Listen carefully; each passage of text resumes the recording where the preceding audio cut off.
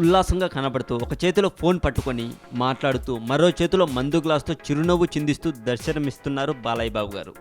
అయితే ఈ ఫోటో ప్రస్తుతం నెట్లో హల్చల్ చేస్తుంది. ఈ ఫోటోను బాలయ్య అభిమానులు కూడా షేర్ చేసుకుంటూ సందడి చేస్తున్నారు. మరి అయితే ఇలాంటి ప్రైవేట్ ఫొటోస్ని సాధారణంగా బయటికి రాకుండా కొందరు సెలబ్రిటీలు జాగ్రత్త పడుతుంటారు.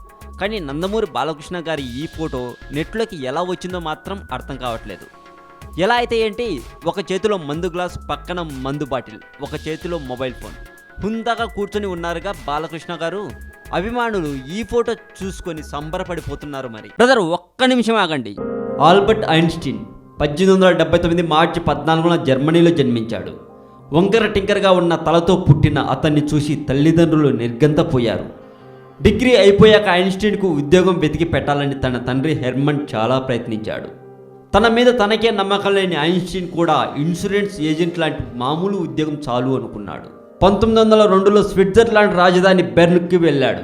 వింత వింత విషయాలు, మానవుల మేధస్సుకు అందని కొన్ని మిస్టరీల గురించి తెలుసుకోవడం కోసం మా కొత్త ఛానల్ తెలుగు మోజోని కూడా సబ్స్క్రైబ్ చేయండి. ఈ వీడియో మీకు నచ్చినట్లయితే లైక్ చేయండి, షేర్ చేయండి. ఈ వీడియో మీద మీ కామెంట్ కూడా పోస్ట్ చేయవచ్చు. మరింత టాలీవుడ్ సమాచారం కోసం సబ్స్క్రైబ్ చేయండి టాలీవుడ్ సెంట్రల్. యుగాంతం గురించి న్యూటన్ చెప్పిన అసలు రహస్యం, ప్రళయకాలాన్ని నిర్దేశించడానికి అతడు చేసిన ప్రయోగాలు, ఫిజిక్స్లో మంచి గట్టికుడైన న్యూటన్ చెప్పిన రహస్యం, గణిత, రసాయన, భౌతిక శాస్త్రాలలో మంచి గట్టికుడైన న్యూటన్ ఎప్పుడెప్పుడా అని ఎదురు చూస్తున్న జనతా గ్యారేజ్ సినిమా మొత్తానికి ఈరోజు రిలీజ్ అయింది. రిలీజ్ అవ్వటం కామన్ విషయమే, కానీ ఆ సినిమా ఎవరు చూశారో తెలిస్తే షాక్ అవుతారు.